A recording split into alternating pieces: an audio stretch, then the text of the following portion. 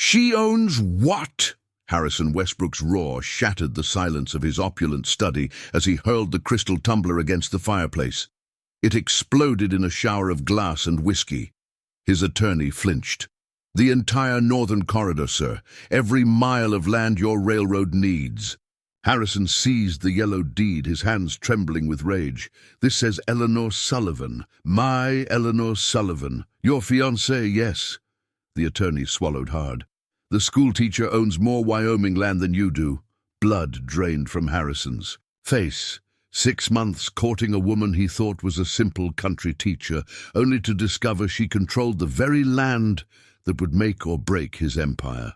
Sir, his security chief burst through the doors. Miss Sullivan has arrived. Harrison's shock transformed into a cold, calculating smile. Perfect timing. Send her in. He straightened his waistcoat. It seems I've underestimated my bride-to-be. Before we jump back in, tell us where you're tuning in from, and if this story touches you, make sure you're subscribed, because tomorrow I've saved something extra special for you. Eleanor Sullivan pulled her fur-lined cloak tighter around her shoulders as she descended from the carriage that had carried her through the blizzard to the imposing Westbrook estate. At 28, she possessed a quiet beauty. Chestnut hair swept into a practical bun, intelligent hazel eyes that missed nothing, and a determined set to her jaw that belied her otherwise gentle demeanor. The journey from Clearwater had been grueling, especially in the February cold that had descended upon Wyoming territory with unusual ferocity this year of 1882.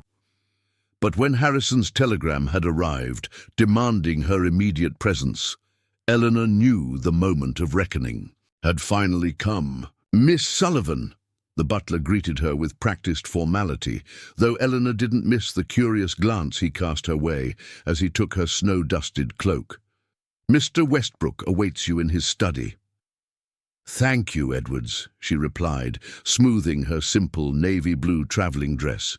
Unlike the ostentatious gowns favored by the women in Harrison's circle, Eleanor preferred practical elegance, another detail that had initially drawn the railroad baron to her, believing it signified a humble background and malleable nature.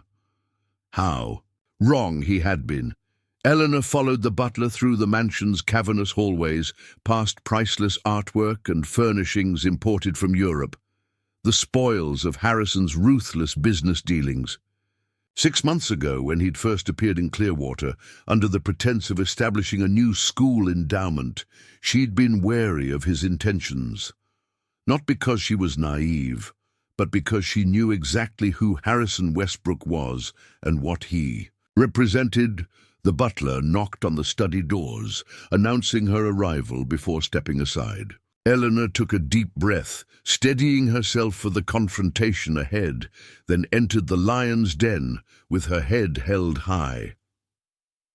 Harrison stood with his back to her, gazing out the frost-covered windows at his snow-blanketed estate. At 52, he cut an impressive figure, tall and broad-shouldered, with the confident bearing of a man accustomed to commanding respect, or fear, more often than not. Harrison, Eleanor greeted him calmly, noting Maxwell Pierce's presence in the corner of the room. Your telegram sounded urgent. Harrison turned slowly, studying her with eyes that had grown cold and calculating, so different from the warm gaze he'd affected during their courtship. Eleanor, he replied, gesturing to a chair across from his desk. Please sit. We have much to discuss. She complied, arranging her skirts with deliberate care, aware that every moment now was a move in a chess game years in the making. Would you care for tea? Harrison offered with hollow courtesy. I believe we're beyond such pretenses now, Eleanor replied evenly. Your telegram made it clear this isn't a social call. A tight smile twisted Harrison's lips as he resumed his seat behind the imposing desk. Direct as always. It's one of the qualities I admired about you. He tapped the yellow deed lying before him. Almost as much as I admired your discretion. I never lied to you, Harrison. No, his voice hardened. You neglected to mention you own half of Wyoming territory, particularly the exact stretch of land my railroad requires for the transcontinental connection. Eleanor met his gaze unflinchingly. You never asked about my property holdings. Your assumption that I possessed nothing of value was just that, an assumption. Harrison's laugh held no humor. Clever wordplay, my dear. While technically true, we both know you cultivated a specific impression. He leaned forward, all pretense of civility evaporating. Was that your plan all along, to entrap me in this engagement while holding the future of Great Western Railroad hostage? Eleanor's spine stiffened. I entered our courtship with open eyes, Harrison. Can you say the same? Did you pursue the plain schoolteacher from Clearwater out of genuine affection? Or was it because you believed I would be easily manipulated when the time came to secure land rights? The silence that followed confirmed what Eleanor had suspected from the beginning. Harrison's courtship had been as calculated as her acceptance of it. It seems we've both been playing a game, Harrison finally acknowledged, a grudging respect. Entering his tone, though I admit I underestimated my opponent, a common mistake men in your position make, Eleanor observed. Harrison stood abruptly, pacing the length of his study. The Sullivan name means nothing in Wyoming. How did you come to possess land deeds to half the territory? Eleanor folded her hands in her lap, her composure unwavering. My mother was Sarah Easton before she married my father. The effect of the name was immediate. Harrison stopped mid-stride, his expression shifting from confusion to shock. Easton, as in Jonathan Easton, the land speculator who disappeared during the gold rush. My grandfather, Eleanor confirmed. He didn't disappear. He died protecting what was his from men who sought to take it by force. My grandmother and mother fled east afterward for their safety. They changed our name, built new lives, but they never surrendered the deeds. Maxwell. Pierce stepped forward. Miss Sullivan, those land grants were rumored to have been obtained through questionable means. No more questionable than how the railroad companies seize land today, Mr. Pierce, Eleanor countered. My grandfather purchased those grants legally from settlers who preferred cash in hand to the uncertainty of frontier life. Every deed bears the proper government seal and signature. Harrison returned to his desk, his tactical mind already reassessing the situation. So, this is about revenge? Making the railroad pay for some perceived injustice against your family? Eleanor shook her head. This isn't about revenge, Harrison. It's about justice, not just for my family, but for everyone who has suffered under your expansion. Justice, Harrison scoffed. The railroad brings prosperity. Towns flourish where we lay tracks. And towns die when you bypass them, Eleanor challenged. Farmers lose generations of work when you reroute streams for your water towers. Natives are displaced when you cut through their lands. She leaned forward, her voice intensifying. I've seen the ledgers, Harrison. I know how Great Western systematically bankrupts small businesses that won't sell, how you bribe officials to condemn properties you want. The prosperity you bring benefits only those who bow to your demands. Harrison's eyes narrowed dangerously. You've been investigating me. Knowledge is power, Eleanor replied simply. Something my mother impressed upon me before she died.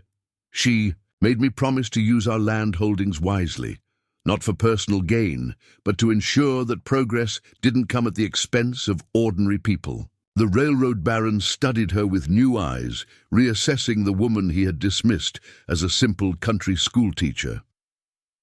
What exactly do you want, Eleanor? She reached into her reticule, withdrawing a folded document of her own. I've drafted an agreement.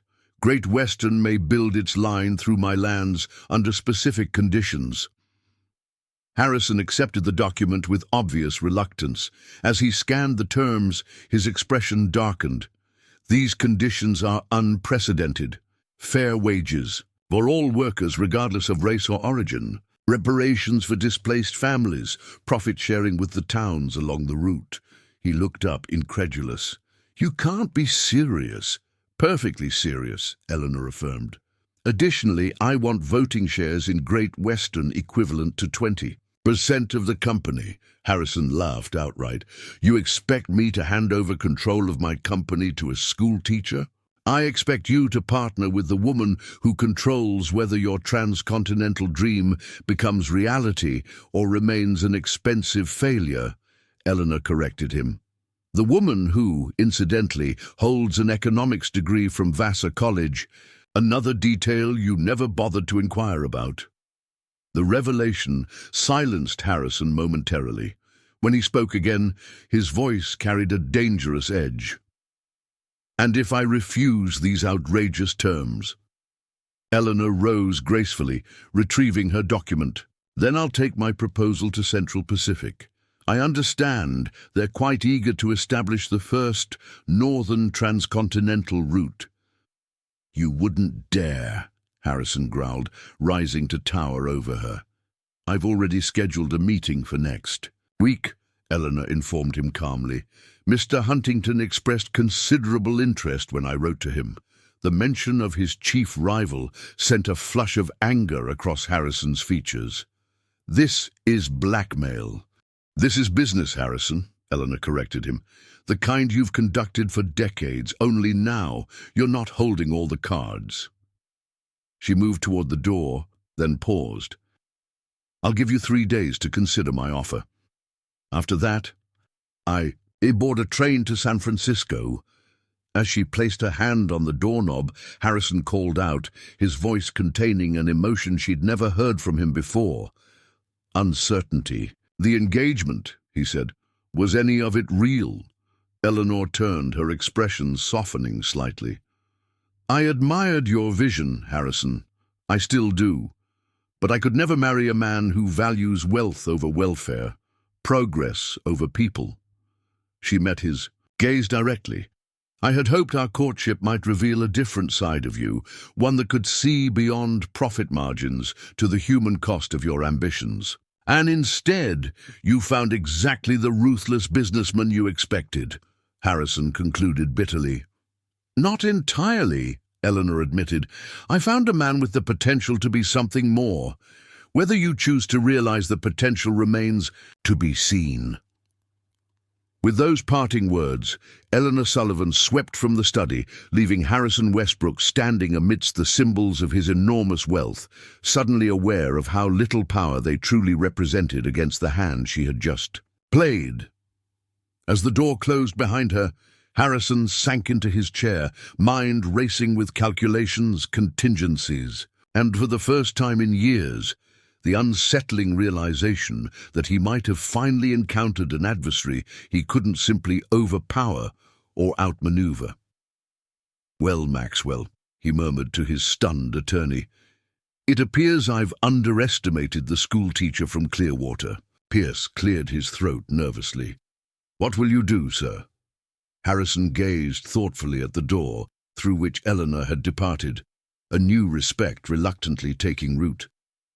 I'm not entirely sure, but I suspect the next 3 days will prove enlightening. Preparing and narrating this story took us a lot of time, so if you're enjoying it, subscribe to our channel. It means a lot to us.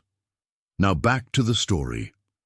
The blizzard intensified as night fell over the Westbrook estate. Eleanor Sullivan stood at the guest room window, watching the swirling snow transform the manicured grounds into a wild, untamed landscape, much like the situation she now found herself in.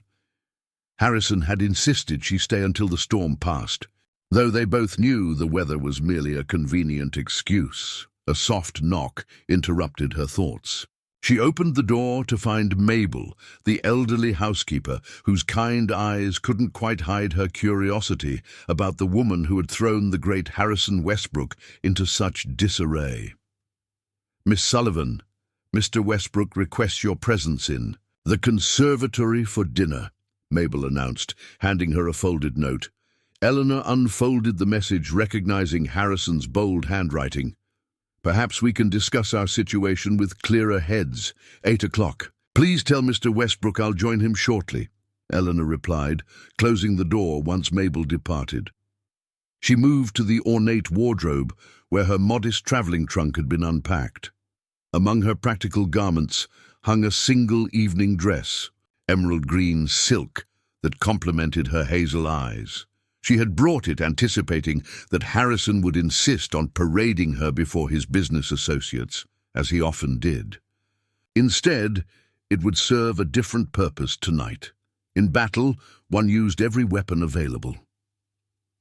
Harrison paced the length of the conservatory, the glass-encased garden that remained vibrant despite the winter raging outside. Steam pipes beneath the stone floor kept the space warm enough for exotic plants collected from his travels around the world, a literal greenhouse of luxury that showcased his power to bend nature to his will.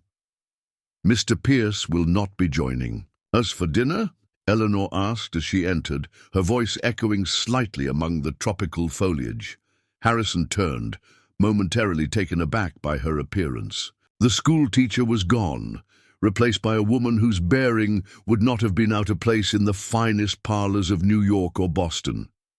The transformation only reinforced his suspicion that very little about Eleanor Sullivan was what it had seemed. I thought it best we speak privately, he replied, pulling out her chair at the small table nestled among flowering orchids.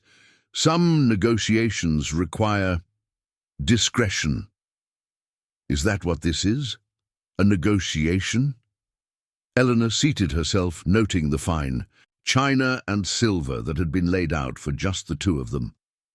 Your telegram suggested something more urgent. Harrison took his place opposite her, nodding to the server, who immediately appeared with the first course. The urgency remains, but I've had time to consider our mutual predicament from a more strategic perspective. I wasn't aware I had a predicament, Eleanor remarked, sampling the lobster bisque. My position seems quite secure. A tight smile played at Harrison's lips. For the moment, perhaps. But holding land is different from developing it.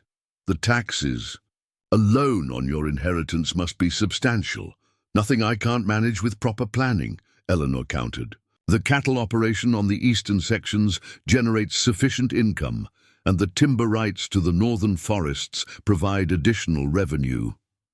Harrison's spoon paused halfway to his mouth. You've already established business operations. On the land, for the past 3 years, she confirmed, though on a smaller scale than what your railroad might require. Quality over quantity has always been my philosophy. The revelation that Eleanor wasn't merely sitting on her land, but actively managing it shifted Harrison's assessment yet again. The woman before him was proving to be a formidable adversary indeed. 3 years in Wyoming territory, he mused. Yet you maintained the appearance of a simple school teacher in Clearwater. Education has always been my passion, Eleanor replied. The school position is genuine, as is my commitment to my students, while secretly running cattle and timber operations. Harrison's tone held reluctant admiration. How do you manage both? Competent managers who share my vision, she said simply. Much like your railroad operations, I imagine. The difference being, my employees are well-compensated partners. In the enterprise, not expendable resources. The server returned, clearing their soup bowls and presenting the main course, venison with roasted root vegetables and lingonberry sauce, a meal designed to impress with both its elegance and its reminder of Harrison's hunting prowess. Your proposal mentioned profit-sharing arrangements, Harrison continued once they were alone again. An unusual concept for someone with your background. Eleanor met his gaze directly. My grandfather may have acquired the land, but it was my grandmother who preserved it through the most difficult years, and my mother who taught me its true value lies not in ownership, but in stewardship. Poetic sentiments, Harrison remarked, but difficult to reconcile with your demand for 20% of my company. The shares ensure compliance, Eleanor explained. cutting her venison with precise movements. History suggests that contracts without enforcement mechanisms are quickly forgotten once immediate goals are achieved. Harrison leaned back, studying her with new interest. "Tell me, Eleanor, if you've managed your inheritance so successfully, why entertain my courtship at all? You must have known my interest in the Northern Corridor." A moment of genuine emotion flickered across Eleanor's features. "When you first arrived in Clearwater, I was curious about the man whose reputation preceded him like a thundercloud. I wanted to understand what drove someone to accumulate such wealth and power. And did you understand me?" Harrison's voice had softened almost imperceptibly. Eleanor considered her answer carefully. "I saw glimpses of a different man than the ruthless baron portrayed in newspaper accounts. Someone who spoke passionately about connecting communities, about progress and possibility." She paused. "I also saw how quickly that vision narrowed when obstacles appeared." Harrison's jaw tightened. "Business requires decisive action." "At what cost?" Eleanor challenged. "The water rights you diverted from Sweetwater Valley last year ruined 3 family farms that had operated for generations." "Progress demands sacrifice," Harrison countered.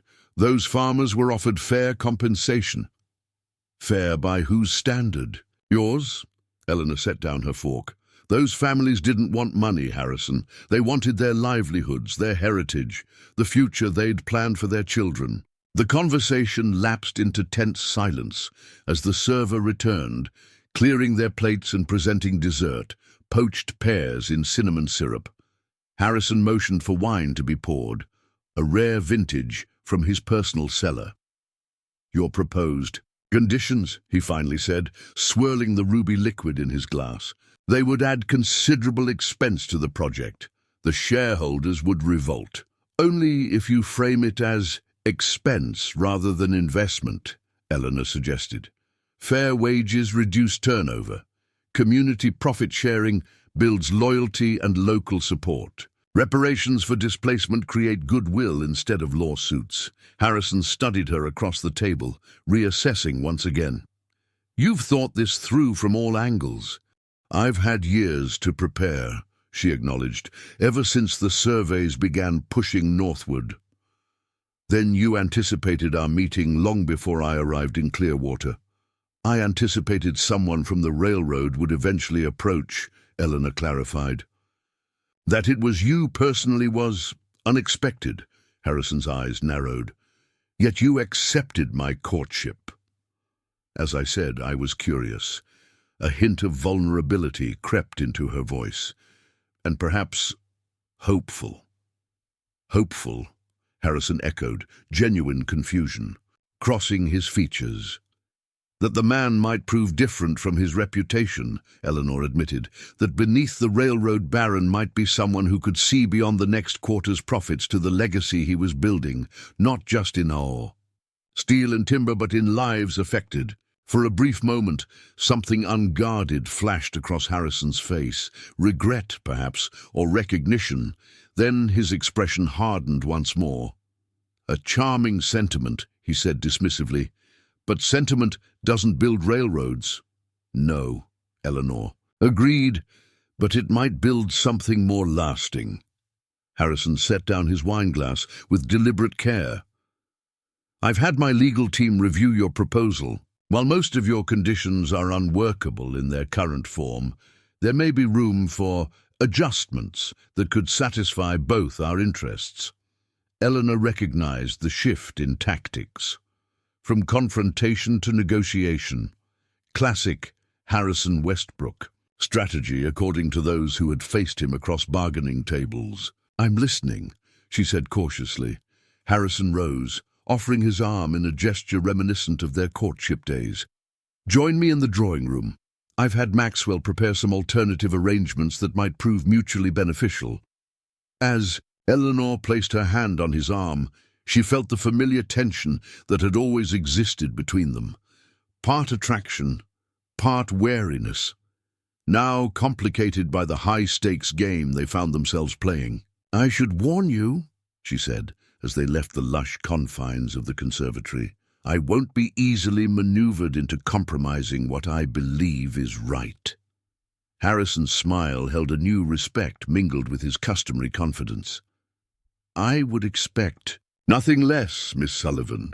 It seems I have much to learn about the woman I've been courting." "Indeed, Mr. Westbrook," Eleanor replied, meeting his gaze steadily.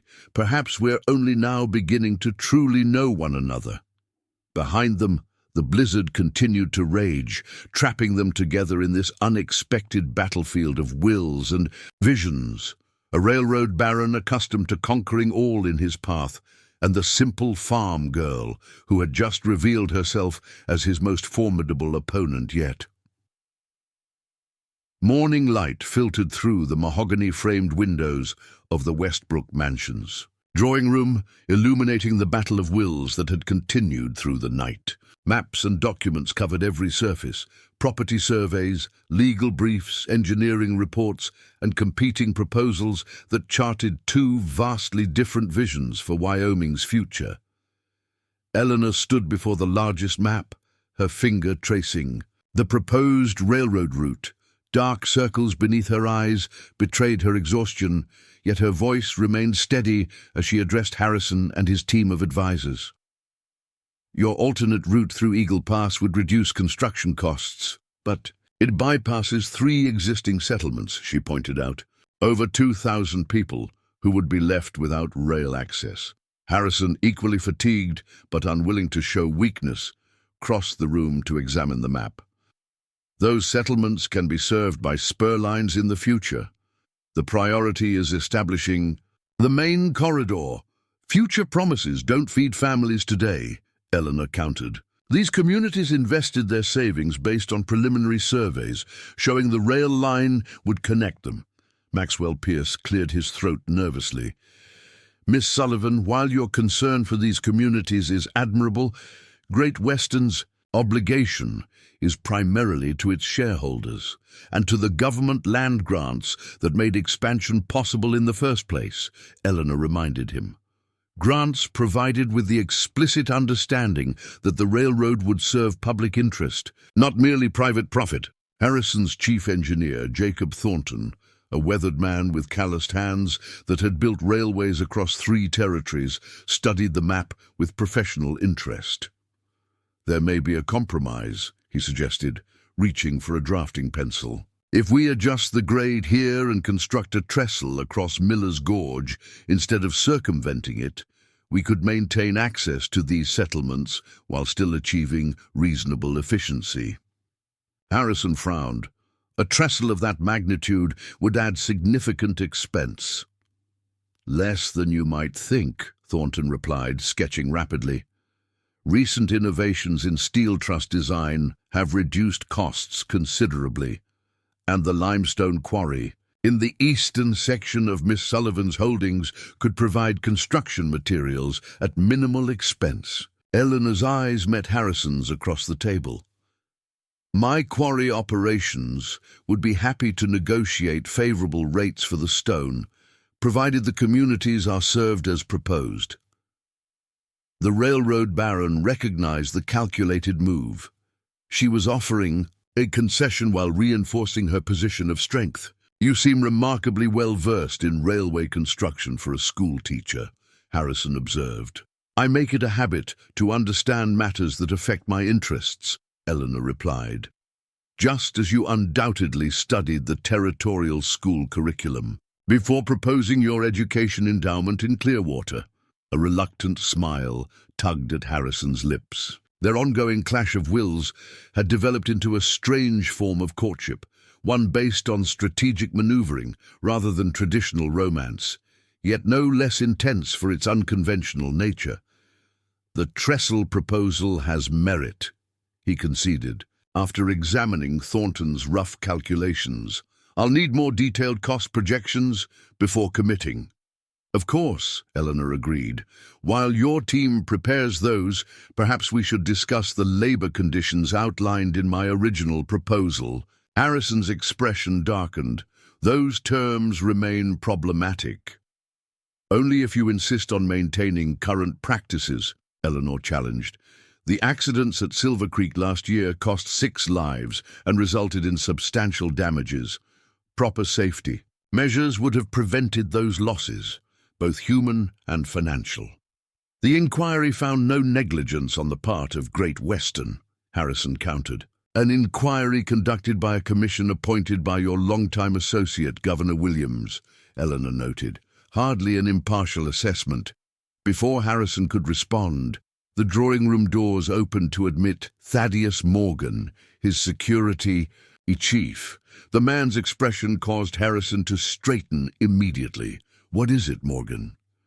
"Telegram from Cheyenne, sir," Morgan reported, extending a yellow slip of paper. "Marked urgent." Harrison scanned the message, his face hardening into a mask of cold fury. Without a word, he handed the telegram to Maxwell Pierce, who adjusted his spectacles nervously as he read. "Unfortunate timing," the attorney murmured. "What is it?" Eleanor asked, instantly alert to the shift in atmosphere. Harrison fixed her with an accusatory stare. "Central Pacific has just announced plans to survey a northern route through Wyoming territory. Coincidentally, the very same day we're discussing your proposal." Understanding dawned in Eleanor's eyes. "You think I orchestrated this as leverage?" "The timing seems remarkably convenient," Harrison replied, his earlier willingness to negotiate evaporating. "Was this your strategy all along? Play both sides against each other while you sit back and watch the bidding war?" "I told you I had contacted Central Pacific as an alternative if we couldn't reach agreement," Eleanor reminded him. "But I gave no authorization for surveys." "Yet they're proceeding anyway," Harrison observed coldly. "On land you control." Eleanor's mind raced, analyzing this unexpected development. "This isn't my doing. Someone else must have leaked information about our negotiations." Harrison turned to his team. "Gentlemen, I need the room. Miss Sullivan and I require privacy." Men gathered their materials quickly, exchanging uneasy glances as they filed out. Morgan was the last to leave, positioning himself just outside the closed doors, close enough to intervene if needed. "Cards on the table, Eleanor," Harrison demanded once they were alone. "Are you working with Huntington and the Central Pacific Board?" "I am not," she stated firmly. "Yes, I wrote to them as a contingency, but this survey announcement was not coordinated with me."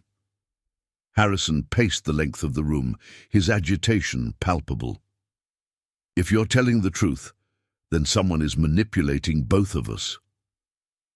"The question is who would benefit from pitting the railroads against each other," Eleanor said thoughtfully. Harrison stopped at his desk, rifling through papers until he found a particular document. "Your land holdings. Who else knows their full extent?" "Very few people," Eleanor replied. "The Territorial Land Office, of course, my attorney in Cheyenne. The managers of my various operations know their respective sections, but not the whole."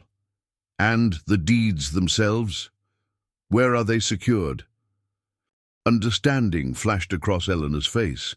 "In my attorney's safe, Walter Simmons of Simmons and Reed." Harrison's expression darkened further. "Simmons also represents the Wyoming Cattlemen's Association, does he not?"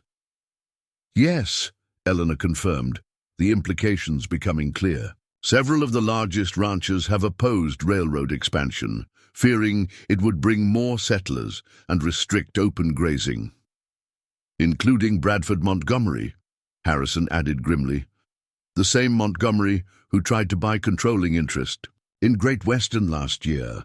Eleanor moved to the window, pieces falling into place. "So Montgomery could have learned about my land holdings through Simmons and about our negotiations through—" "A spy in my organization," Harrison finished, his voice hard with fury. "Someone feeding information to both Montgomery and Central Pacific." The realization created an unexpected alliance between them, two adversaries discovering they faced a common enemy. "We need to identify the leak," Eleanor said decisively. "Already done," Harrison replied, surprising her. "I've suspected Maxwell Pierce for some time. Different versions of sensitive information have been distributed to my inner circle. The telegram confirms my suspicions. Only Pierce received details that would have prompted Central Pacific's sudden interest. Eleanor's respect for Harrison's tactical mind increased. "What do you propose we do?" Harrison's eyes met hers, cold calculation replacing the earlier anger. "Spring a trap. Feed false information through Pierce while accelerating our actual plans." "Our plans?" Eleanor questioned. "We haven't reached agreement." "We will," Harrison stated with unexpected conviction, "because neither of us can afford to let Montgomery win." He approached her, his expression intense. "Whatever our differences, Eleanor, I suspect we share a common vision for Wyoming's development, one that doesn't involve Bradford Montgomery's cattle empire strangling progress." Eleanor considered this unexpected turn. The man before her now was neither the charming suitor who had courted her in Clearwater, nor the outraged tycoon of the previous day. This was Harrison Westbrook, the strategist, the man who had built a railroad empire through equal parts vision and calculated risk. "A temporary alliance," she suggested cautiously. "For mutual benefit," he agreed, extending his hand to seal the arrangement. As Eleanor's fingers clasped his, she felt the familiar spark between them, now complicated by this new dimension to their relationship. No longer simply adversaries, not quite partners, something more complex and potentially more dangerous. "What exactly did you have in mind?" she asked. A slow, predatory smile spread across Harrison's face. "Montgomery isn't the only one who can play both sides of the board. By this time tomorrow, Central Pacific will receive some very interesting news about our negotiations and the value of your land holdings." Eleanor raised an eyebrow. "Misinformation?" "Let's call it strategic exaggeration," Harrison replied. "Meanwhile, you and I will finalize actual terms that serve both our interests. And Pierce will receive exactly the information we want Montgomery to have," Harrison said, "while Thornton works on the real engineering plans." For the first time since arriving at the Westbrook estate, Eleanor found herself genuinely impressed. The cunning mind that had built the Great Western Railroad was now fully engaged, not against her, but alongside her. "Very well, Mr. Westbrook," she said, a hint of her own strategic smile emerging. "It seems we have a conspiracy of our own to orchestrate." Outside, the blizzard had finally abated, revealing a transformed landscape of pristine snow and brilliant sunshine. Similarly, the storm of confrontation between them had cleared, replaced by an unexpected clarity of purpose that neither had anticipated when Eleanor arrived. The game had changed, and with it, the very nature of their complicated relationship. The Cattlemen's Club in Cheyenne epitomized old wealth and territorial power. Leather chairs, mounted trophies, and portraits of founding members created an atmosphere of exclusive privilege. In the private dining room, Bradford Montgomery held court among his associates, his imposing frame dominating the gathering of Wyoming's most influential ranchers. At 63, Montgomery had the weathered complexion of a man who'd spent decades under the western sun, though his tailored suit and manicured nails spoke of the fortune those years had accumulated. His silver hair and meticulously trimmed beard lent him a patriarchal air that he cultivated deliberately. "Gentlemen," he addressed, the dozen men seated around the polished oak table, "I've received word that our strategy is bearing fruit. Westbrook and the Sullivan woman are at odds over terms, and Central Pacific has taken our bait." Sherman Holt, whose ranch bordered the Northern Territories, leaned forward. "How reliable is your source in Westbrook's camp?" "Pierce has been on my payroll for 3 years," Montgomery replied, swirling brandy in a crystal snifter. "His position as Westbrook's attorney provides access to everything of consequence." "And Central Pacific?" asked James Wilson, the youngest of the cattlemen, whose inheritance had bought him entry to this exclusive circle. They've committed to a preliminary survey, exactly as we anticipated. Their board believes they're outmaneuvering Westbrook. Montgomery's smile didn't reach his cold eyes. By the time they discover the mineral rights complications we've arranged, they'll have invested too much to withdraw gracefully. The men exchanged satisfied glances. Their plan to prevent the Northern Railroad corridor had evolved from simple opposition to elaborate manipulation. With both railroad giants entangled in costly competition and legal complications, the vast grazing lands would remain uninterrupted by tracks, settlements, and the farmers who inevitably followed. Montgomery raised his glass. To Wyoming territory, where cattle will continue to reign supreme. As glasses clinked in agreement, none of the assembled ranchers noticed the server lingering near the doorway, a young man with unusually attentive eyes beneath his deferential demeanor. 200 miles away, in the telegraph office of the Westbrook estate, Harrison studied the coded message that had just arrived. His expression betrayed nothing as he passed the paper to Eleanor. "It seems your instincts about Montgomery were correct," he acknowledged as she decoded the message. "He's been orchestrating this from the beginning." Eleanor's face hardened as she read the report from the operative they'd placed in Cheyenne. Mineral rights complications. He's filing false claims on subsections of my land to create legal entanglements. A classic delaying tactic, Harrison confirmed. Tie up the courts for years while development stalls. He moved to the wall map they'd been using for planning. He doesn't need to win the cases, just prevent both railroad companies from breaking ground until financing collapses. Eleanor joined him at the map, her mind racing. "We need to move faster than he anticipates." Agreed. Harrison traced a section of the proposed route with his finger. The eastern corridor passes through Bridges Basin, which connects to my existing lines. If we begin construction there while simultaneously filing for injunctions against Montgomery's false claims, we'll need to publicly announce our partnership, Eleanor interjected. It's the only way to undermine Pierce's intelligence value to Montgomery.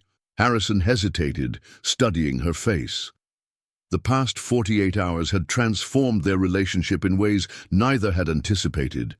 From antagonists to reluctant allies, to something approaching genuine partnership, the evolution had been swift and disorienting.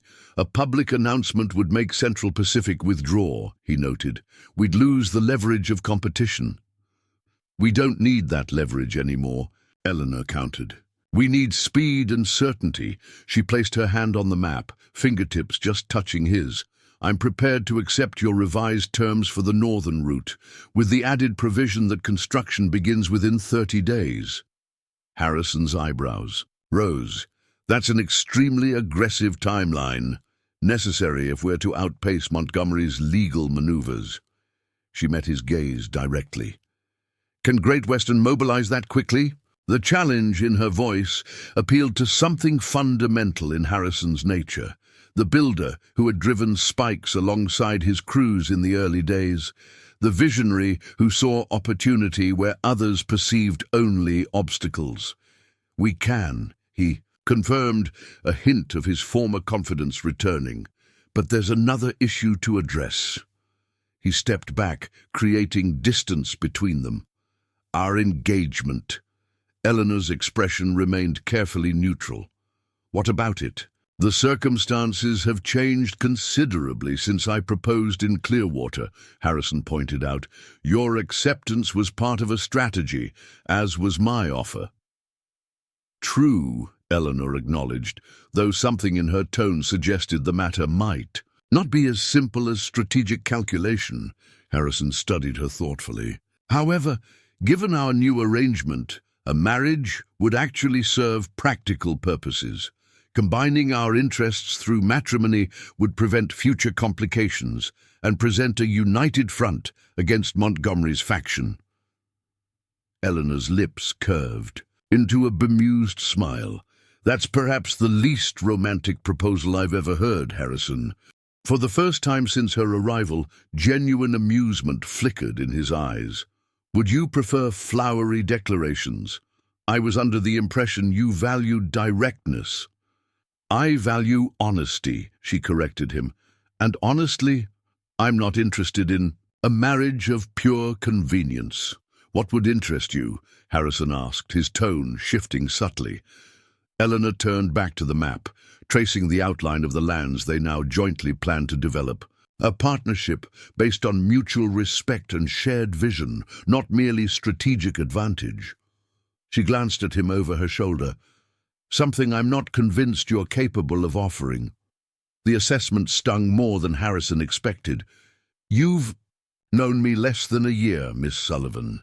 Presuming the limits of my capabilities seems premature. Perhaps, she conceded. But I've observed how you treat those you consider beneath you. The servants here, your workers at the rail yards, the farmers whose land you've seized through dubious legal means. Harrison's jaw tightened. Business necessities. No, Eleanor countered firmly. Choices. Choices that reveal character as surely as any declaration of intent. Before Harrison could respond, Jacob Thornton entered with a stack of revised engineering plans. The interruption dissolved the tension of the moment, returning them to the practical matters at hand. The trestle design is finalized, Thornton announced, spreading the blueprints across the table, and I've recalculated the material requirements based on the expedited timeline.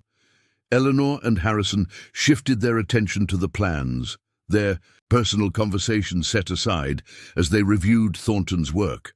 The chief engineer outlined construction phases, material sourcing, and labor requirements with methodical precision. We'll need to double the workforce, Thornton concluded, and establish forward camps here, here, and here. He indicated points along the route. Can we secure the necessary workers in time? Eleanor asked. Harrison nodded. I've already telegraphed. Our hiring offices in Chicago and St. Louis. The promise of winter employment will draw plenty of men west.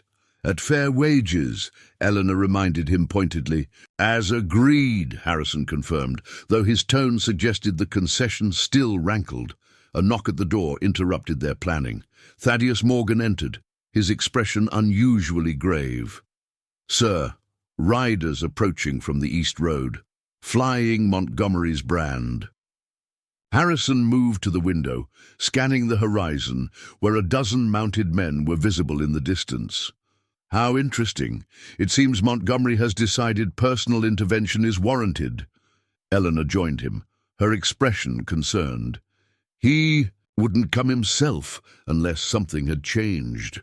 Perhaps our friend in Cheyenne was discovered, Harrison suggested. Or Pierce revealed our partnership before we could announce it officially, Eleanor countered. Harrison turned to Morgan. Security preparations. In place, sir, the security chief confirmed. The grounds are secured, and I've armed the most reliable staff. Good. Harrison's expression grew calculating.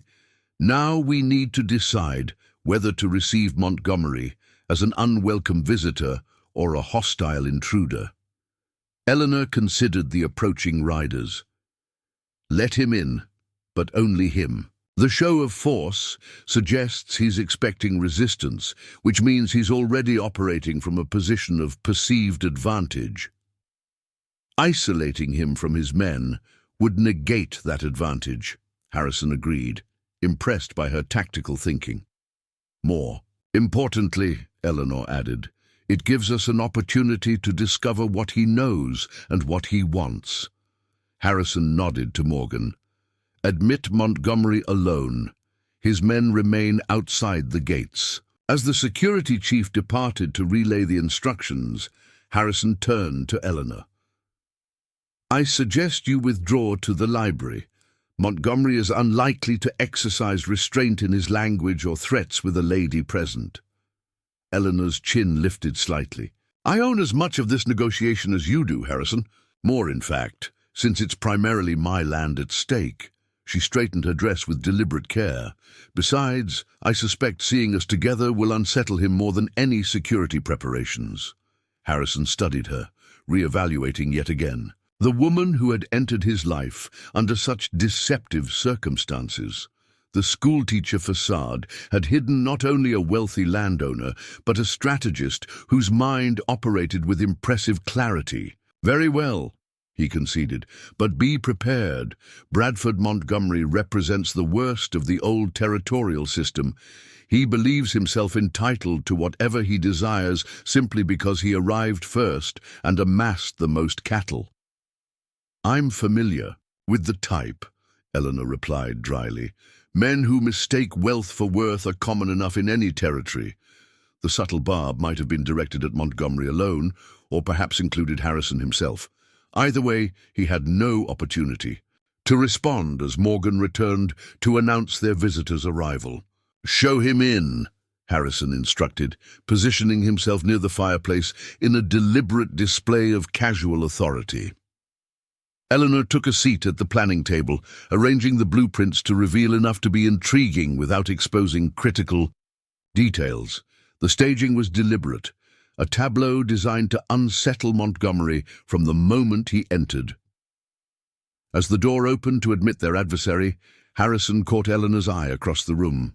A moment of perfect understanding passed between them. Whatever their personal complications, they presented a united front against the threat Montgomery represented. The partnership, however temporary or conditional, was now their strongest weapon. Bradford Montgomery swept into the room with the confident bearing of a man accustomed to intimidating others by his mere presence. His calculating gaze took in the scene. Harrison by the fireplace, Eleanor at the planning table, and a flicker of surprise crossed his weathered features before settling into practiced affability. "Westbrook," he greeted with false warmth. "Quite the blizzard you weathered. Fortunate timing for an unexpected partnership." His emphasis on the final word made clear he understood exactly what had transpired. "Montgomery." Harrison's acknowledgement was cool but civil. "What brings the king of Wyoming cattle barons so far from Cheyenne in winter?" Montgomery removed his gloves deliberately, taking his time before answering. "Neighborly concern. Word reached me that you were entertaining a significant change to the territory's landscape." His attention shifted to Eleanor. "Miss Sullivan, I presume. Your grandfather's reputation casts a long shadow." Eleanor met his gaze steadily. "As does yours, Mr. Montgomery, though not always in flattering light." A tightening around Montgomery's eyes was the only indication that the barb had landed. Direct, like Jonathan Easton was. "He and I had our differences, but I respected his vision, limited though it was." "Limited to legal acquisition of land, you mean?" Eleanor replied, "rather than the more creative methods favored by some." Montgomery's practiced smile never wavered as he turned back to Harrison. "I won't waste time with pleasantries. Your planned northern corridor threatens the grazing patterns established over 3 decades. The Cattlemen's Association cannot allow it to proceed." "Cannot allow?" Harrison echoed with dangerous softness. "Your permission isn't required, Bradford. The territorial charter explicitly protects railroad development rights." "Charters can be amended," Montgomery countered, "particularly when 15 state senators count themselves members of our association." Eleanor leaned forward. "And how many of those senators have invested in your operations, Mr. Montgomery?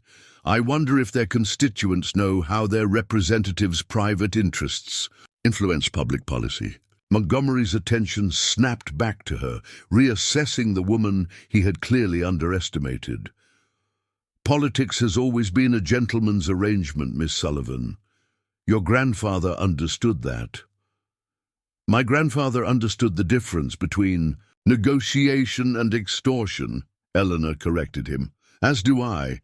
The cattle baron's composed facade cracked slightly. "I've made inquiries about you, Miss Sullivan. A schoolteacher with a Vassar education who chooses to live in a frontier town seems peculiar. Almost as peculiar as your sudden engagement to a man whose railroad threatens your own lands." "Former engagement," Harrison interjected smoothly.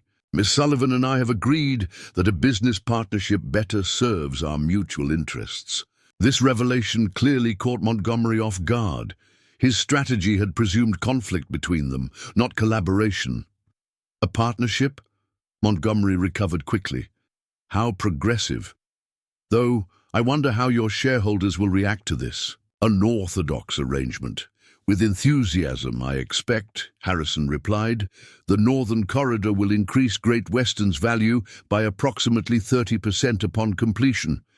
Miss Sullivan's contribution of land rights alone justifies her position as a major stakeholder. Montgomery's expression hardened as he realized the extent to which his information was outdated. Your attorney, Pierce, seemed convinced the negotiations were at an impasse. Maxwell has been under considerable strain lately, Harrison said with calculated casualness. His assessment of the situation was incomplete. I see. Montgomery moved to the blueprints on the table, examining them with a pretense of casual interest. These construction timelines seem ambitious. Environmental challenges alone would normally delay such projects by months. Under normal circumstances, perhaps, Eleanor agreed, but we've secured priority processing for all necessary permits. Governor Williams was quite accommodating once the economic benefits were fully explained. Montgomery's head snapped up. Williams agreed to expedite the process. Enthusiastically, Harrison confirmed, watching their adversary reassess his position yet again. The territorial administration seems to believe that Wyoming's future prosperity lies with diversification rather than a single industry. The cattle baron's composure slipped further. Williams gave me his word that no major rail expansion would proceed without consultation with the association. Politicians often make conflicting promises, Eleanor observed.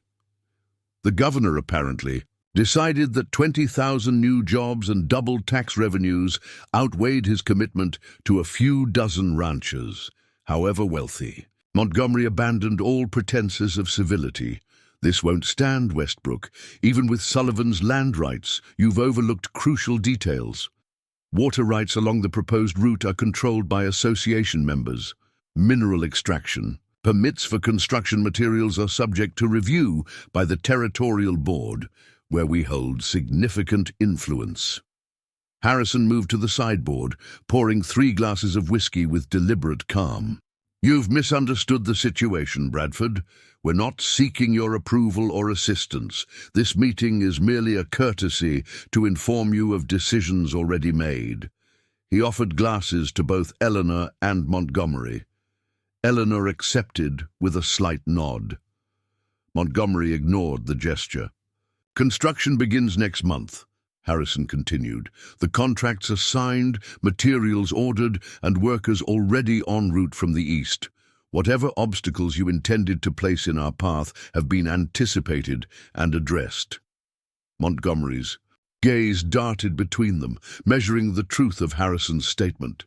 You're bluffing. Pierce would have informed me of any concrete developments.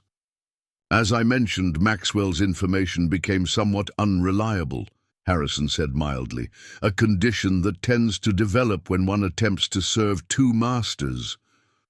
Understanding dawned in Montgomery's eyes. You knew. For some time, Harrison confirmed, though I must thank you for employing him. Maxwell's correspondence with you provided valuable insight into your operations and vulnerabilities. The blood drained from Montgomery's face. What vulnerabilities? Eleanor withdrew a folder. From beneath the blueprints, financial irregularities in the association's operations, discrepancies in grazing permits, questionable tactics employed against homesteaders. She looked up. Would you like me to continue? The territorial prosecutor found it quite compelling reading. This is outrageous, Montgomery sputtered. You, who can't possibly... We already have, Harrison interrupted. The evidence has been filed with authorities in both Cheyenne and Washington. Your interference with railroad development was merely the final provocation. Eleanor rose, her expression resolute. Mr. Montgomery, your approach to territorial development served its purpose during Wyoming's early settlement, but that era is ending. The future requires innovation, expansion, and opportunity for more than a privileged few. Montgomery's shock transformed into cold fury. You'll regret this decision, both of you. He turned toward the door, then paused. Westbrook, I knew your father. He understood the natural order of things, cattlemen first, everyone else second. He'd be disappointed to see his son betraying that heritage. Harrison's expression remained impassive, though Eleanor noticed his hand tighten around his whiskey glass. My father also believed in progress, Bradford. He simply defined it differently than I do. After Montgomery stormed out, silence settled over the room. Eleanor studied Harrison, noting the tension in his shoulders despite his outward composure. He'll retaliate, she said quietly. Of course, Harrison agreed, setting down his untouched whiskey, but not immediately. He'll retreat to Cheyenne, consolidate his allies, and develop a more comprehensive strategy. Which gives us time to strengthen our position, Eleanor concluded. She hesitated, then added, Your father and Montgomery were associates? A shadow crossed Harrison's features. More than associates, partners in the early days. My father supplied transportation for Montgomery's cattle to eastern markets before the railroad was established. This revelation added another dimension to Harrison's character that Eleanor hadn't anticipated. Your history with Montgomery is personal, then? In ways I prefer not to discuss, Harrison replied, his tone closing the subject. Eleanor respected the boundary, turning instead to practical matters. We should finalize the announcement of our partnership. The Cheyenne Tribune's editor is expecting our statement by tomorrow morning. Harrison nodded, moving to the desk where draft documents awaited their attention. As they worked together to craft the public announcement, Eleanor observed subtle changes in his demeanor, a new thoughtfulness when considering her suggestions, an unexpected willingness to compromise on phrasing. The confrontation with Montgomery had shifted something between them. The shared adversary had crystallized their alliance beyond mere strategic convenience towards something resembling genuine collaboration. You handled Montgomery brilliantly, Harrison noted as they completed the draft. Few people stand their ground against him so effectively. My grandfather taught me never to show fear to men who mistake intimidation for strength, Eleanor replied. It only encourages them. A hint of admiration flickered across Harrison's face. Your grandfather sounds remarkably similar to my mother. She used to say that bullies mistake silence for submission. I wish I could have met her, Eleanor said, genuinely curious about the woman who had helped shape the complex man before her. She would have approved of you, Harrison admitted, much more than she would have approved of my usual business associates. The personal comment surprised them both. Harrison cleared his throat, returning to safer territory. The announcement should reach Cheyenne by tomorrow afternoon. We should prepare for the reaction among my board members and your business managers.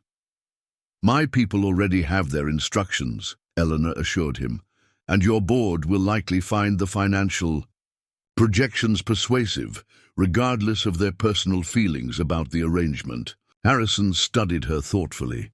You continue to surprise me, Eleanor. Few men in my experience have demonstrated your combination of principle and pragmatism. Perhaps you've been associating with the wrong men, she suggested with a hint of a smile. Before Harrison could respond, Jacob Thornton knocked and entered with an urgent expression. Sir, telegraph from the Eastern Office.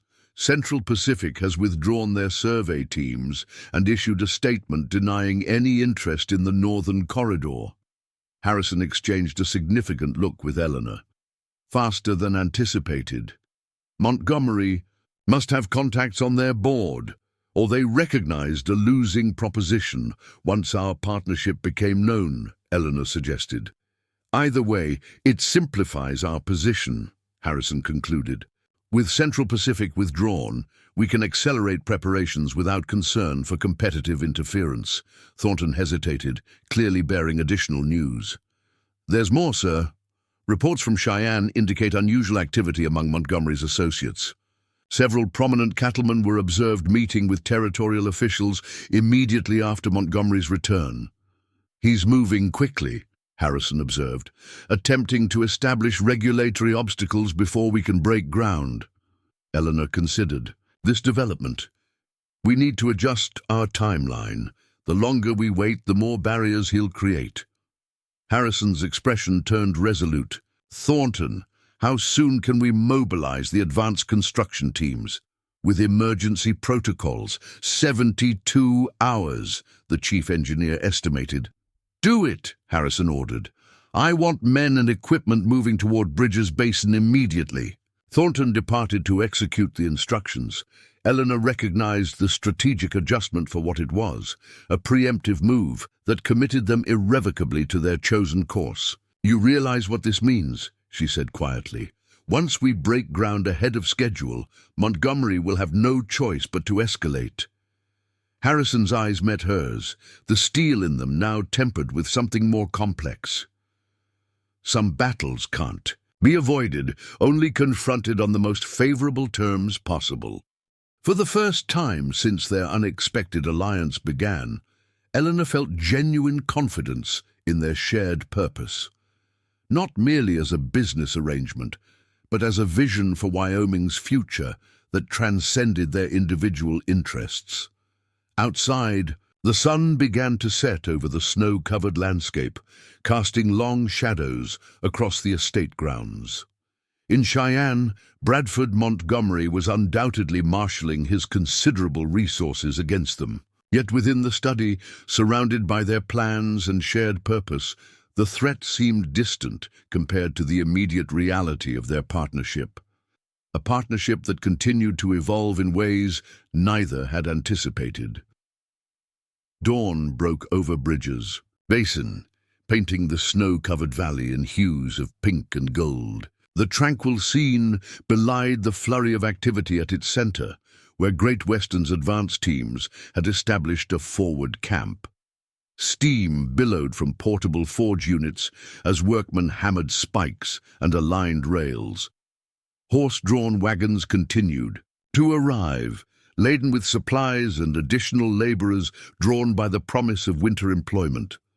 Eleanor Sullivan stood on a small rise overlooking the operation, her breath forming clouds in the crisp morning air.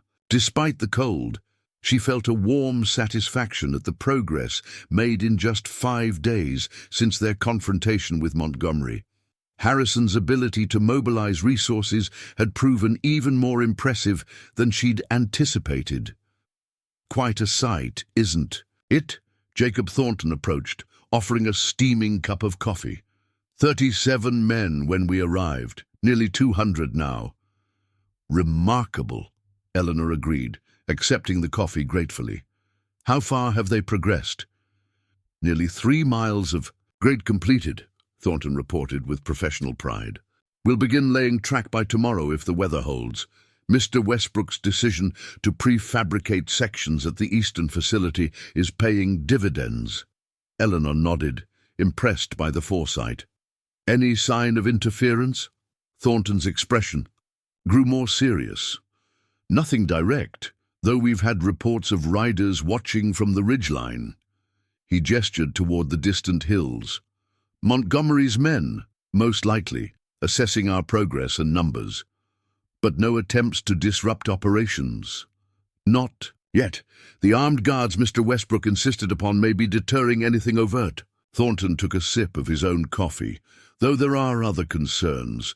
3 supply wagons were turned back at Cottonwood Creek yesterday. The bridge was mysteriously under repair, according to the Territorial Road Commissioner. Eleanor frowned. The indirect obstruction matched Montgomery's methods, creating obstacles that appeared legitimate while specifically targeting their operations. We've rerouted subsequent deliveries through Eagle Pass, Thornton continued. Adds half a day to the journey, but avoids Montgomery's influence in Cottonwood County. The sound of approaching hoofbeats drew their attention. A rider pushed his horse hard up the slope, his urgency evident even before he reached them. "Miss Sullivan," the man called as he dismounted. "Telegram from Mr. Westbrook." He handed her a folded yellow paper. Eleanor read the message quickly, her expression hardening. "When did this arrive?" "Hour ago at the Clearwater office. Mr. Westbrook instructed it be delivered to you immediately." She nodded dismissal to the courier and turned to Thornton. "Montgomery has filed injunctions in the territorial court claiming water rights violations along our planned route. The hearing is set for tomorrow morning in Cheyenne." Thornton's weathered face creased with concern. "That could halt our operations if granted."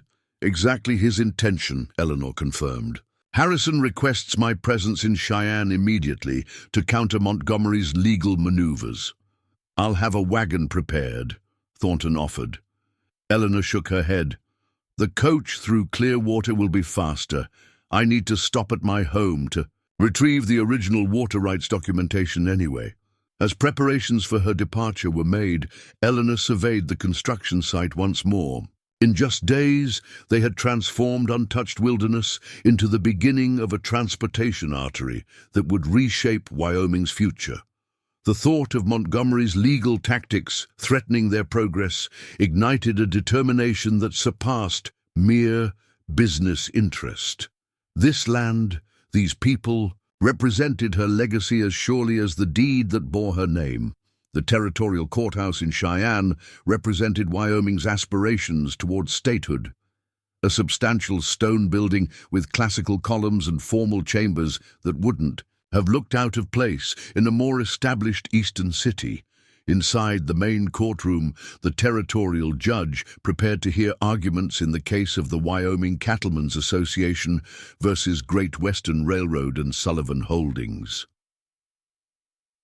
Harrison. Westbrook sat at the plaintiff's table, his posture betraying none of the tension he felt. The hard-won momentum of their construction efforts hung in the balance of today's hearing. Without Eleanor and the critical documentation she carried, Montgomery's legal strategy might succeed in delaying them for weeks or even months. Across the aisle, Bradford Montgomery conferred with a team of 3 attorneys, his confidence evident in the relaxed set of his shoulders. The gallery behind them was filled with spectators, mostly cattlemen and their supporters, with a sprinkling of curious citizens drawn by the high-profile dispute. The territorial marshal called the court to order as Judge William Hargrove entered, a stern-faced former military officer known for his strict interpretation of territorial statutes. "Counsel for the plaintiff may present their case," Hargrove announced after the preliminary formalities. Montgomery's lead attorney rose, a silver-haired man whose Boston accent betrayed his Eastern education. "Your Honor, the Wyoming Cattlemen's Association seeks immediate injunctive relief against the unlawful appropriation of water resources by Great Western Railroad and their partner Sullivan Holdings." The attorney approached the bench with a leather portfolio. "These certified surveys demonstrate that the railroad's construction activities along Bridges Basin directly interfere with established water access points utilized by association members since territorial settlement." Judge Hargrove examined the documents, his expression giving no indication of his thoughts. "The court acknowledges the submission. Counsel for the defense." Harrison stood. "Your Honor, we contest both the factual basis and the legal standing of the association's claim. My co-defendant, Miss Sullivan, is en route with the original water rights documentation that predates the association's claims. I respectfully request a brief recess until her arrival." Montgomery's attorney objected immediately. "Your Honor, this is a transparent delay tactic. Defense has had ample notice of today's proceedings." "The notice was delivered less than 24 hours ago," Harrison countered, "in direct violation of territorial procedural requirements for a minimum 3-day notification." Judge Hargrove frowned, clearly displeased by the procedural irregularity. "Is this correct, Counselor?" The association's attorney cleared his throat uncomfortably. The urgency of the situation justified expedited proceedings, Your Honor. Irreparable. Harm occurs with each day the railroad's construction continues. Irreparable harm to what, precisely? Harrison challenged. The association has presented no evidence of actual damage to their operations, only theoretical concerns about future access. Before the judge could rule on the requested recess, the courtroom doors opened. Eleanor Sullivan entered, still wearing her traveling clothes, a leather document case clutched in her hand. Despite her obvious fatigue from the overnight journey, she moved with purposeful dignity to the defense table. "Miss Sullivan, I presume," Judge Hargrove acknowledged. "You've arrived at a fortuitous moment. Your co-defendant was just requesting a delay on your behalf." "No delay will be necessary, Your Honor," Eleanor replied, her voice clear and steady. "I have the documentation requested." She handed the leather case to Harrison, who extracted several yellow documents bearing territorial seals. "Your Honor," Harrison addressed the court, "I present the original water rights granted to Jonathan Easton in 1847, predating any claims by current association members by nearly 2 decades. He approached the bench, offering the documents for inspection. Additionally, we've included territorial survey maps from 1851, confirming that the water access points in question were established as public easements, not private resources, meaning they cannot be claimed exclusively by the association, regardless of usage history. Judge Hargrove studied the documents with meticulous care, while Montgomery's attorneys conferred urgently. The cattle baron himself sat rigid in his chair, his expression darkening as he observed the exchange. "These appear to be in order," the judge finally announced. "Counselor, how does the plaintiff respond to this evidence?" Montgomery's attorney rose, visibly flustered. "Your Honor, we question the authenticity of documents that have conveniently appeared after decades of dormancy. The association requests time to consult historical experts who can verify their legitimacy." The territorial seal and signature of Governor Thomas Chambers can be authenticated immediately by court officials, Harrison pointed out. No expert consultation is required for basic verification. Judge Hargrove nodded to the court clerk. "Please examine the seals and signatures against territorial records." As the clerk departed on this errand, an uncomfortable silence descended over the courtroom. Eleanor used the opportunity to survey the spectators, noting the predominantly hostile faces among Montgomery's supporters. In the back row, however, she spotted several railroad employees and, surprisingly, a few farmers whose lands bordered the planned route, potential allies who understood the economic benefits the railroad would bring. The clerk returned after several minutes, confirming the authenticity of the documents. Montgomery's face flushed with barely controlled rage as his legal strategy crumbled. "Your Honor," his attorney attempted one final objection. "Regardless of historical claims, current territorial statutes provide for common usage rights established through continuous practice.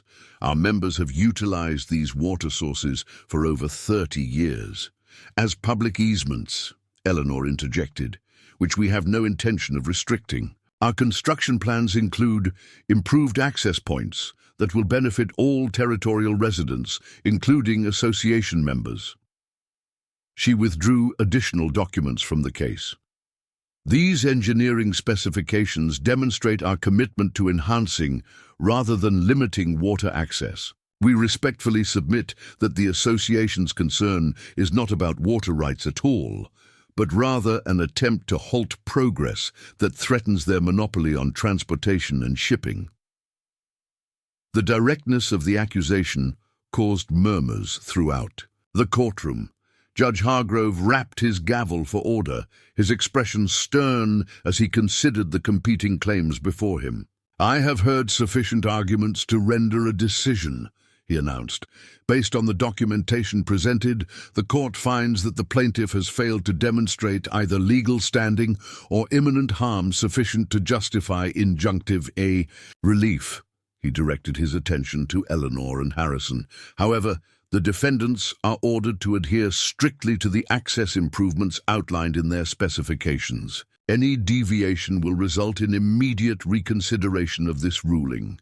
With a final rap of his gavel, Judge Hargrove closed the proceedings, leaving Montgomery and his attorneys in stunned silence, while relieved satisfaction spread across Harrison's features. As the courtroom began to empty, Harrison guided Eleanor toward a side exit, aware of Montgomery's burning gaze following their departure. "That was masterfully done," he murmured as they stepped into the adjoining corridor. "The public easement argument was particularly effective." "Thank my grandmother," Eleanor replied. "She insisted on maintaining the easement designation when she had the opportunity to convert the rights to private holdings in 1856. She believed water belonged to everyone, not just those with the means to claim it." Harrison studied her with new appreciation. "Your family's foresight continues to impress, though I suspect Montgomery won't retreat quietly after such a public defeat." "Of course not," Eleanor agreed as they exited the courthouse into the bright winter sunshine. This was merely the first skirmish in what promises to be a protracted battle. Harrison offered his arm as they descended the courthouse steps. "Then we should prepare accordingly. I've taken the liberty of reserving accommodations at the Cheyenne Grand Hotel. We have much to discuss regarding our next moves." Eleanor accepted his arm, noting the subtle shift in his demeanor. The courtroom victory had apparently cemented something in Harrison's mind, a recognition that their partnership had proven its worth beyond mere convenience. "Your telegram mentioned additional concerns beyond Montgomery's legal maneuvers," she prompted as they walked. Harrison's expression grew more serious. "Yes, information from our sources suggests he's exploring more direct methods of interference, the kind that occur beyond the reach of territorial law." Eleanor understood the implication immediately. "Violence. Not personally, of course. Montgomery keeps his hands clean. But there are plenty of desperate men in the territory willing to commit sabotage or worse for the right price." As they navigated Cheyenne's busy streets, Eleanor considered the escalating stakes of their venture. What had begun as a battle of wits and legal maneuvering was shifting toward something potentially more dangerous, a confrontation where property and perhaps even lives hung in the balance. Yet despite the growing risk, she felt no inclination to withdraw.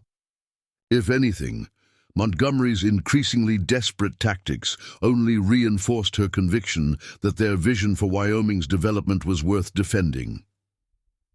"We should send word to Thornton," she decided. "Double the security at Bridges Basin and establish night patrols along the completed sections." Harrison nodded approval. "Already done. I've also hired Pinkerton detectives to investigate Montgomery's recent contacts. If he's recruiting troublemakers, we'll know where to focus our preventative efforts." Their shared thinking confirmed what Eleanor had increasingly come to recognize. Despite their vastly different backgrounds and initial adversarial meeting, she and Harrison Westbrook approached problems with remarkably similar strategic instincts. It was a realization that complicated her feelings about their partnership in ways she hadn't anticipated. The private dining room of the Cheyenne Grand Hotel offered a stark contrast to the tension-filled courtroom they had left hours earlier. Crystal chandeliers cast warm light over damask tablecloths and polished silver, creating an atmosphere of refined civilization that seemed removed from the power struggle unfolding across the territory. Harrison and Eleanor sat across from Governor Williams, a portly man with shrewd eyes and the practiced smile of a career politician. Despite the late hour, he had accepted their dinner invitation with surprising eagerness, a testament to the changing political winds in Wyoming. "A most impressive victory in court today," the governor remarked, sampling the prime rib the hotel was famous for. "Judge Hargrove rarely rules against the association, particularly in water rights disputes." "The law was clearly on our side," Harrison replied, though they all understood that legal merit alone rarely determined outcomes in territorial courts. "Indeed." Williams dabbed his lips with a monogrammed napkin. "Though I'm curious why you requested this meeting. Surely not merely to celebrate your legal triumph." Eleanor exchanged a glance with Harrison before addressing the governor directly. "We are concerned about escalation, Governor. Montgomery isn't known for accepting defeat gracefully. Bradford has a certain persistence," Williams acknowledged. "Carefully, what we require is your assurance that territorial law will be enforced impartially," Harrison stated. Regardless of the association's influence, the governor's expression revealed nothing as he sipped his wine. "The territory's resources are limited, Mr. Westbrook. Marshals can't patrol every mile of your construction route." "We're not asking for special protection," Eleanor clarified. "Only that when incidents occur, and they will, your office won't conveniently look the other way." Williams studied her with new interest. "You speak very directly for a substantial property owner and taxpayer?" Eleanor finished for him, her tone pleasant but firm. "I believe that entitles me to directness when discussing matters of law. Enforcement." A hint of amusement flickered across the governor's features. "Indeed it does, Miss Sullivan." He set down his glass. "Let's be frank. Montgomery's influence has been substantial in territorial politics for decades. My predecessors found it advantageous to accommodate his priorities." "And you?" Harrison prompted. "I recognize that Wyoming's future prosperity requires diversification beyond cattle." Williams leaned forward slightly. "The railroad brings possibilities that benefit my administration's goals: new settlers, increased commerce, potential statehood. All of which align with your political ambitions," Eleanor observed. The governor's smile widened. "Precisely. Self-interest is the most reliable motivation in politics, Miss Sullivan. My support for your venture isn't merely philosophical, it's practical. Wyoming's advancement enhances my legacy." Harrison nodded, satisfied with the governor's candor. "Then we have a mutual understanding. Your administration will enforce the law when Montgomery's tactics cross legal boundaries."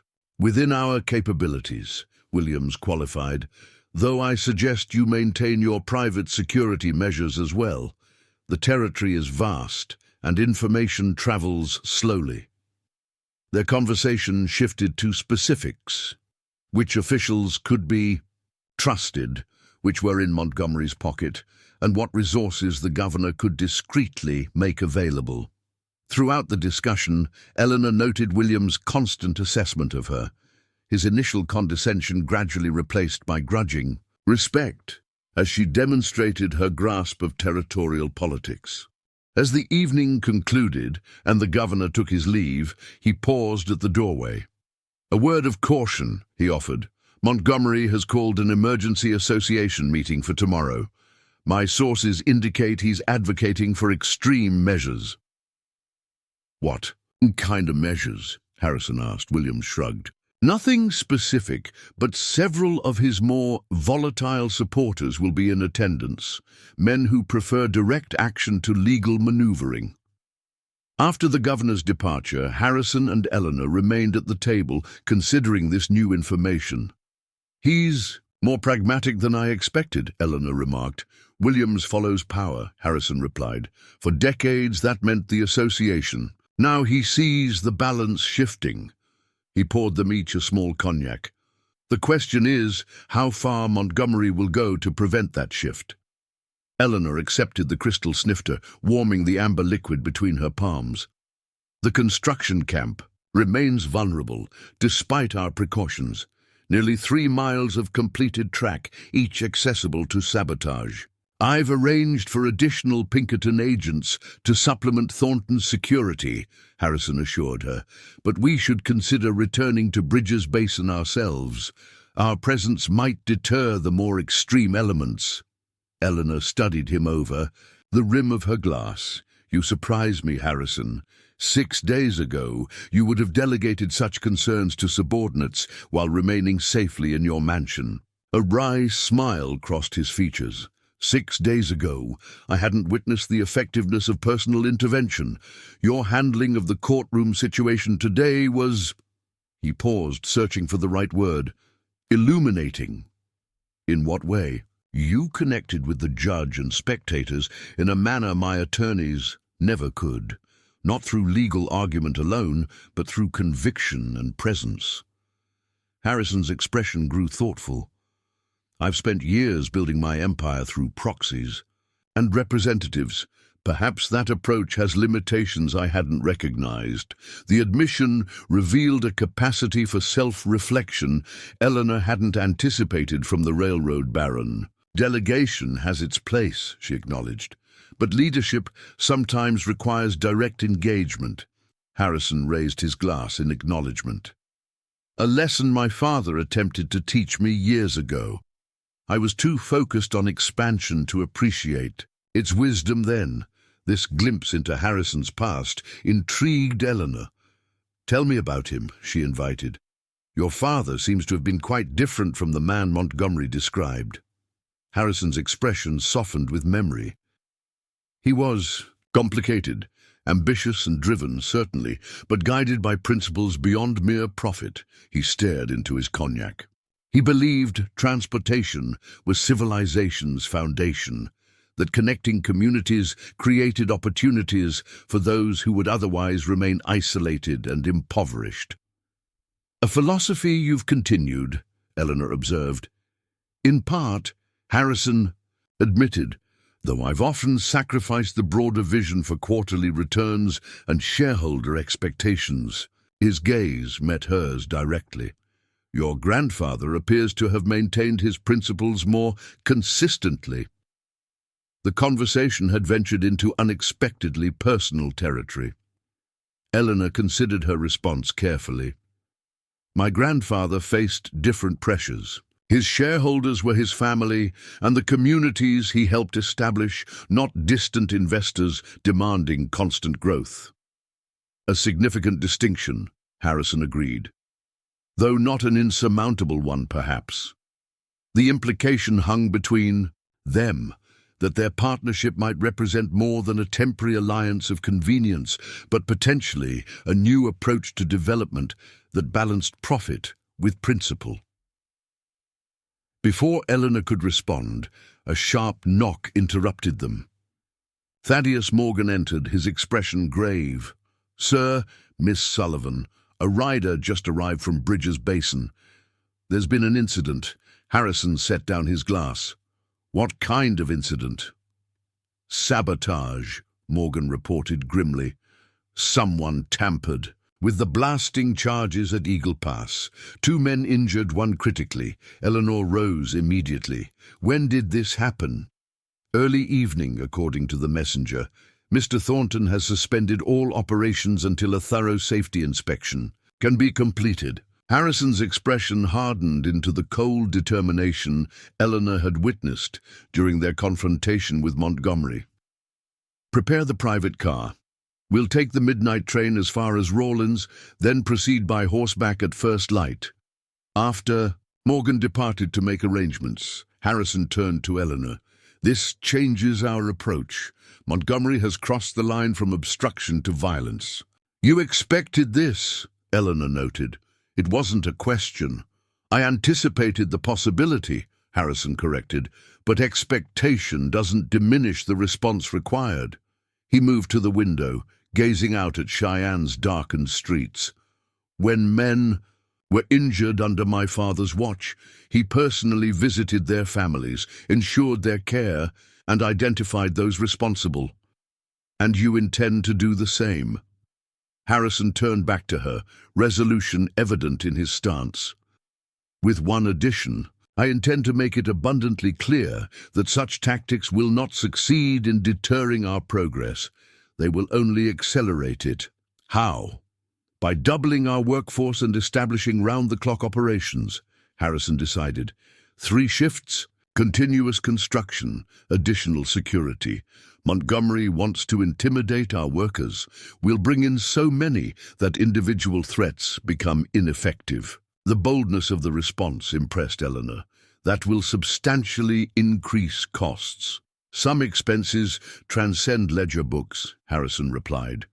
This is no longer merely about completing a railroad, but establishing who determines Wyoming's future, forward-looking enterprises or backward-facing monopolies. As they prepared to depart, gathering documents and issuing instructions to staff, Eleanor recognized that the incident at Eagle Pass had catalyzed something significant in Harrison.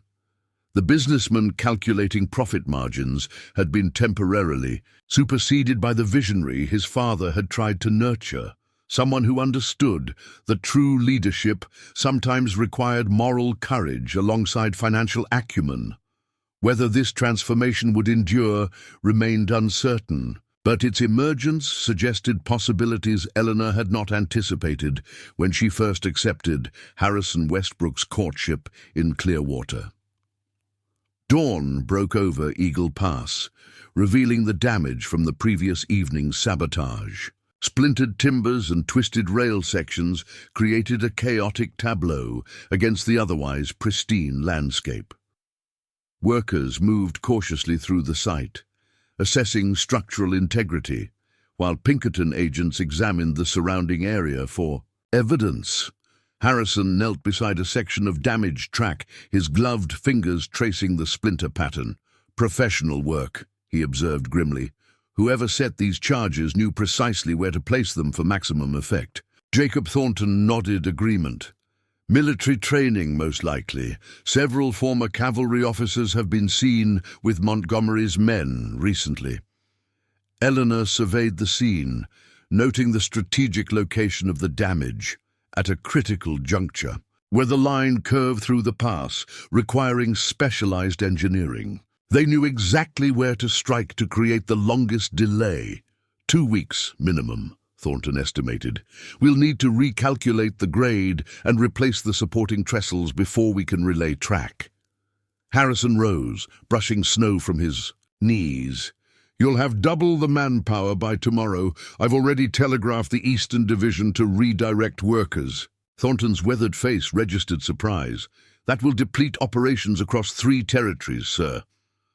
Let Montgomery think he's won a tactical victory, Harrison replied, while we transform it into a strategic defeat. Eleanor moved to join them, her breath visible in the cold morning air. The injured workers? Peterson will recover, Thornton reported. Burns and a broken arm. Miller's condition is more serious. The blast caught him directly.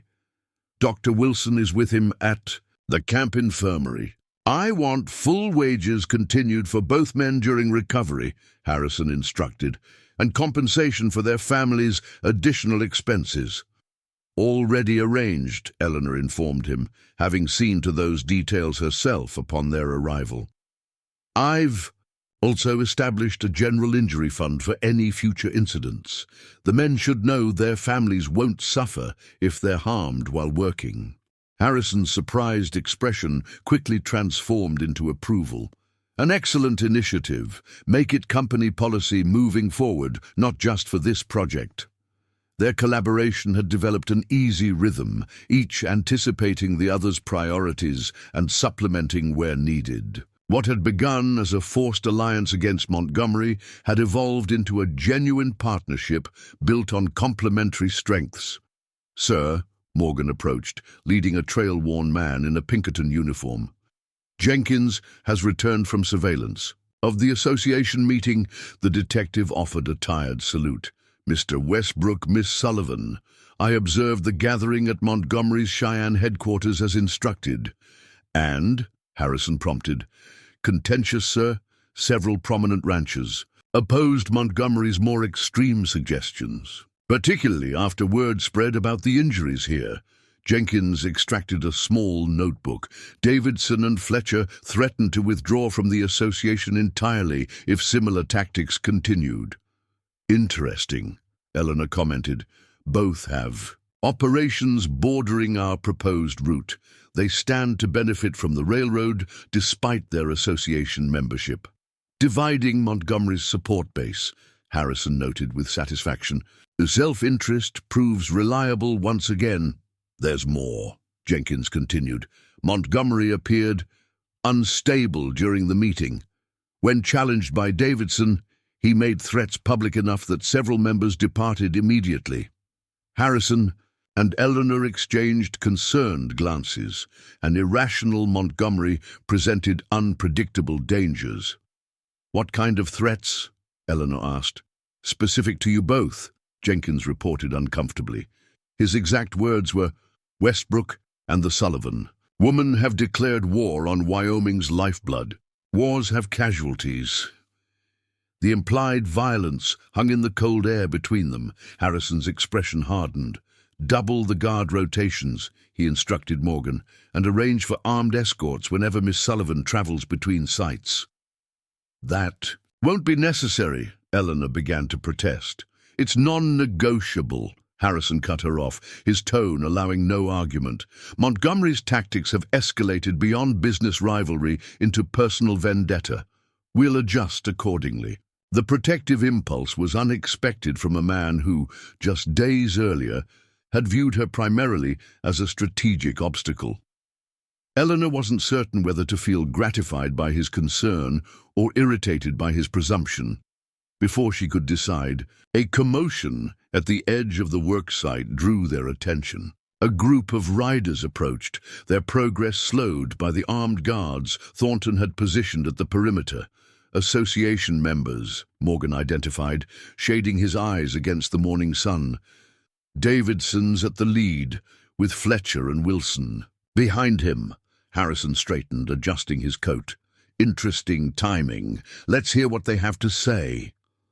As the potential confrontation loomed, Eleanor moved to stand beside Harrison, presenting a united front despite their private disagreements. Whatever Montgomery's desperate actions had set in motion, they would face it together.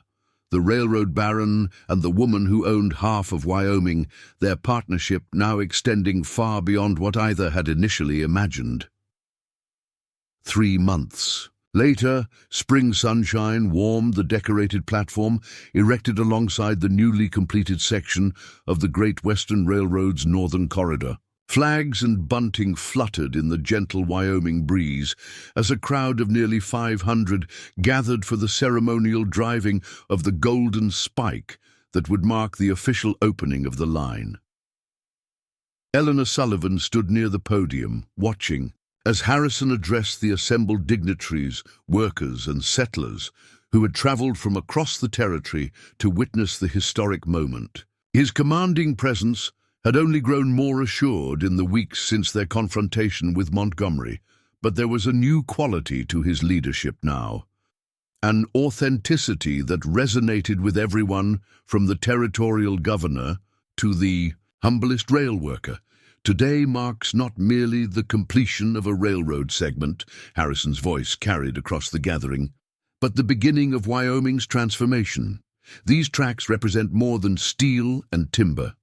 They embody opportunity, connection, and progress for all who call this magnificent territory home. Eleanor's gaze drifted to the front row, where 3 unexpected guests sat: Thomas Davidson, Michael Fletcher, and James Wilson, the association members whose arrival at Eagle Pass that fateful day had changed everything. Their decision to break ranks with Montgomery had triggered a cascade of defections that ultimately undermined the cattle baron's influence throughout the territory. The journey to this moment was not without challenges, Harrison continued, his eyes finding Eleanor's.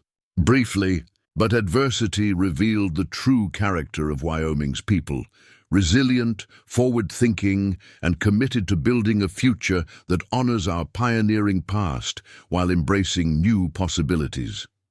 The crowd applauded enthusiastically, particularly The settlement families whose communities now had reliable rail access to markets and supplies. Among them were faces that had once looked upon Harrison with suspicion or fear, emotions replaced by cautious optimism as his revised labor policies and community investment initiatives proved his commitment extended beyond rhetoric.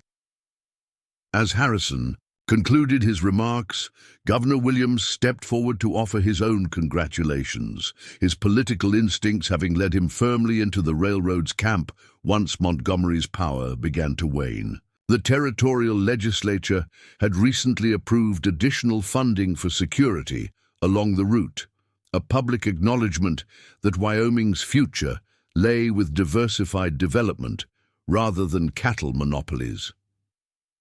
"And now," the governor announced, "with practiced ceremony, I invite Miss Eleanor Sullivan to join Mr. Westbrook for the driving of the golden spike, symbolizing the partnership that has made this achievement possible."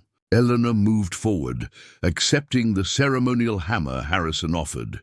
Together, they positioned the golden spike against the final rail connection, their hands briefly touching in a moment of private acknowledgement before they drove the spike. And with 3 measured strikes, the crowd erupted in cheers as the waiting locomotive sounded its whistle in triumphant celebration. Music from the hastily assembled territorial band added to the festive atmosphere as workers and guests mingled, sharing refreshments and stories of the construction effort's most challenging moments. "Quite a difference from our first meeting," Harrison observed quietly as he and Eleanor stepped away from the immediate crush of well-wishers. "When you arrived at my study during that blizzard, I never imagined we'd be standing here today." "I had hoped for a successful negotiation," Eleanor admitted, "but this outcome exceeded even my most optimistic expectations." Harrison's expression grew more serious. "Not all outcomes have been so positive. Have you received word about Montgomery?" Eleanor nodded, lowering her voice. "My sources in Denver confirm he's liquidating his Wyoming holdings. Apparently, his financial position was more precarious than anyone realized. The association's legal expenses and his failed attempts at sabotage depleted his reserves." "Pride before the fall," Harrison remarked without satisfaction. Montgomery's desperate final gambit, an attempted bribery of territorial officials that had been exposed by the governor himself, had destroyed what remained of his reputation and influence. The man who had once ruled Wyoming's economic landscape had departed in disgrace, leaving behind only bitterness and broken alliances. "His methods were ultimately self-defeating," Eleanor observed. "He couldn't acknowledge that Wyoming's future required adaptation, not entrenchment." There, conversation paused as Jacob Thornton approached, his weather-beaten face alight with professional pride. "The inspection train is ready whenever you wish to depart, sir. Engineer says she's running perfectly." "Excellent work, Jacob," Harrison acknowledged. "This day belongs to you and your crews as much as anyone." As Thornton moved away to oversee the preparations, Harrison turned back to Eleanor. "I haven't had the opportunity to discuss the board's response to our latest proposal. They've unanimously approved the establishment of the Sullivan-Westbrook Foundation." Eleanor's eyes widened in genuine surprise. "The full endowment. 5% of Great Western's annual profits, dedicated to education and community development along the railroad corridors," Harrison confirmed. "With you as chairperson, if you're willing." The foundation had been Eleanor's idea, a mechanism to ensure the railroad's success translated into lasting benefits for Wyoming's communities. That Harrison had not only embraced the concept, but expanded its scope revealed how profoundly their partnership had transformed his approach to business. "I would be honored," she replied, "though I insist on a co-chair arrangement. This should represent our shared vision." Harrison's expression softened. "Speaking of shared visions," he hesitated, uncharacteristically uncertain. The temporary partnership we established has served its purpose admirably. With the northern corridor completed and Montgomery neutralized, we should discuss more permanent arrangements. Eleanor raised an eyebrow. Business arrangements, I presume. Not exclusively, Harrison admitted. These past months have been illuminating in many respects. Working alongside you has challenged assumptions I've held my entire career. Such as that business success and social responsibility are mutually exclusive. That leadership requires emotional distance, that partnerships are merely strategic conveniences rather than... He paused, searching for the right words. Rather than foundations for something more meaningful. Eleanor studied him thoughtfully. The man before her bore little resemblance to the cold, calculating railroad baron who had courted her in Clearwater for purely strategic reasons. That transformation intrigued her more than she cared to admit. Are you proposing something specific? Harrison, he met her gaze directly. A permanent partnership, Eleanor. One that unites our business interests, certainly, but also our personal futures. His voice grew quieter. If you're amenable. Before she could respond, the locomotive whistle sounded, the signal for boarding. Around them, dignitaries and honored guests began moving toward the passenger cars for the inaugural journey along the new line. Perfect timing, Eleanor remarked with a hint of amusement. Saving you from an immediate answer, Harrison smiled, offering his arm. Perhaps, though I've learned patience has its rewards. As they walked toward the waiting train, Eleanor considered the remarkable journey that had brought them to this moment. What had begun as mutual deception, a railroad baron courting a woman he believed would be easily manipulated, a landowner allowing that courtship to assess his character and intentions, had evolved into something neither could have anticipated. I'm not opposed to discussing permanent arrangements, she finally said as they reached the private car at the rear of the train, though I would require certain assurances. Name them, Harrison replied without hesitation. Equal partnership in all ventures. Continued commitment to the principles we've established for worker welfare and community development. And... She paused at the steps to the car. Genuine affection rather than mere convenience. Harrison's expression revealed more than any declaration. I believe I can meet those terms, Miss Sullivan. The first two through formal agreement, the third through daily demonstration, if you'll allow it. Eleanor smiled, accepting his hand as she boarded the train. I look forward to reviewing your proposal in detail, Mr. Westbrook. As the locomotive began its journey along the tracks they had fought so hard to build, Eleanor gazed out at the Wyoming landscape, transformed by spring's renewal. The territory's future stretched before them, as full of promise as the partnership they were forging. A union of principles and prosperity, vision and practicality. The railroad baron and the woman who owned half of Wyoming had found in each other not just strategic allies, but kindred spirits whose combined strengths could build something more lasting than either could achieve alone. The golden spike they had driven together would remain as a public symbol of progress, but Eleanor knew the true monument to their journey was less visible.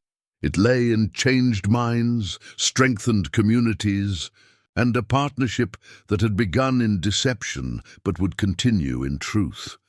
As the train gathered speed toward the horizon, Harrison joined her at the window, his hand finding hers in a gesture that required no words.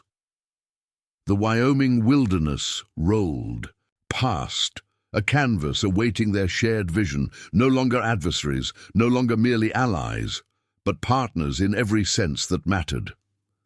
Up next, you've got two more standout stories right on your screen. If this one hit the mark, you won't want to pass these up.